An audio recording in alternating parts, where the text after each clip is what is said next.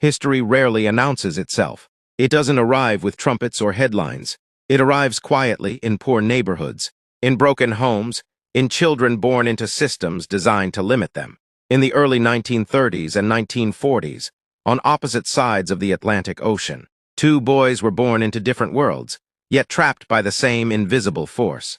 That force was oppression. One was born in the American South, where segregation was law and skin color decided your future before you spoke your first word.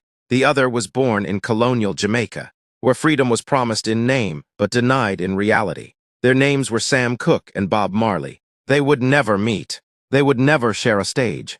They would never record a song together. And yet, their lives would become chapters of the same story. America, 1931.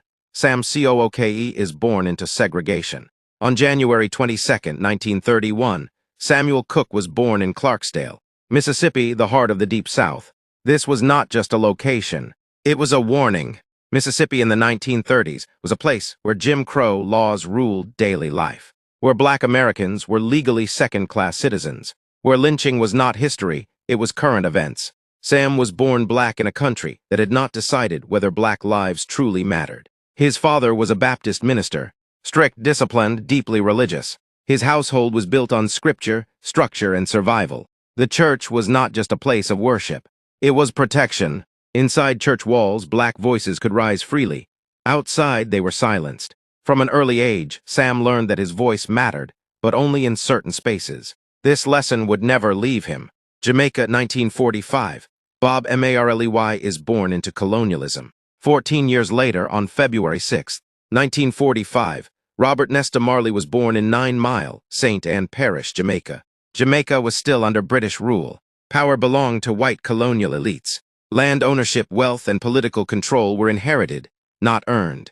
Bob was born into poverty, but also into contradiction. His mother, Cedella Booker, was Black and poor. His father, Norval Marley, was white, British descended and absent. From the moment Bob entered the world, he belonged nowhere completely. Too white for Black Jamaicans, too Black for white society. This identity fracture would follow him like a shadow.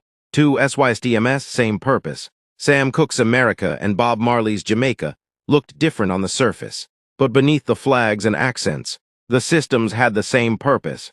Control Black bodies, limit Black ambition, define worth by race. In America, segregation enforced this openly. In Jamaica, colonialism enforced it subtly.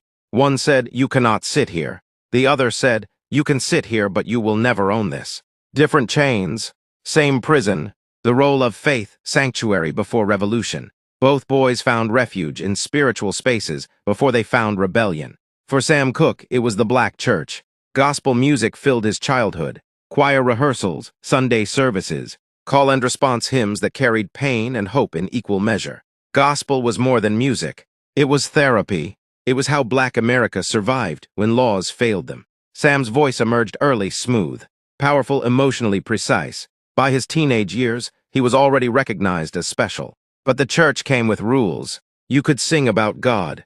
You could not sing about injustice, at least not openly. For Bob Marley, spirituality came from African memory, folk tradition, and later Rastafari. In 9 Mile, stories of Africa were still alive. Elders spoke of roots stolen, of pride denied, of identity buried under colonial education.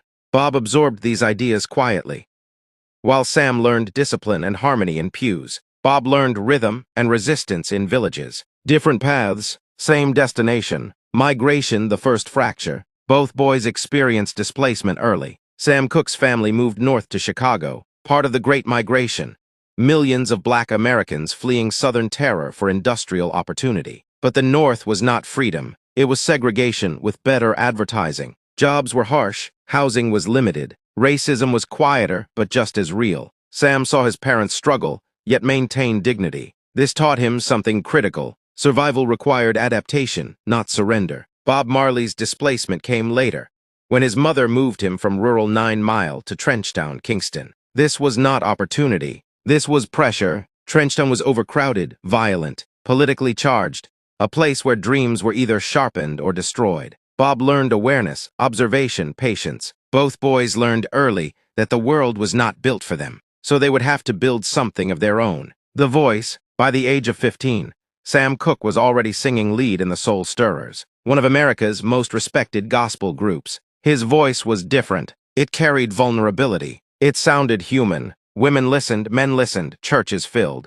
But controversy followed him. Some felt his voice was too beautiful for gospel, too emotional, too worldly. What they were really saying was this: your gift is dangerous. Bob Marley's voice emerged in backyards, streets, and informal gatherings. It wasn't polished, but it was honest. He sang with hunger, with identity confusion, with quiet rage, with hope he didn't yet fully understand. No church choir, no stage, just survival through sound. The first realization: music is power. Here is where the invisible link begins. Sam Cooke realized something in the 1950s. Music could cross boundaries politics could not. White audiences listened to him. Black audiences trusted him. This made him powerful and dangerous. Bob Marley would later realize the same truth. Music could speak where governments failed. The ghetto listened to him. The poor recognized themselves in his voice. Different audiences, same effect. Before the revolution, they were just men. At this stage in history, neither Sam nor Bob knew what they would become.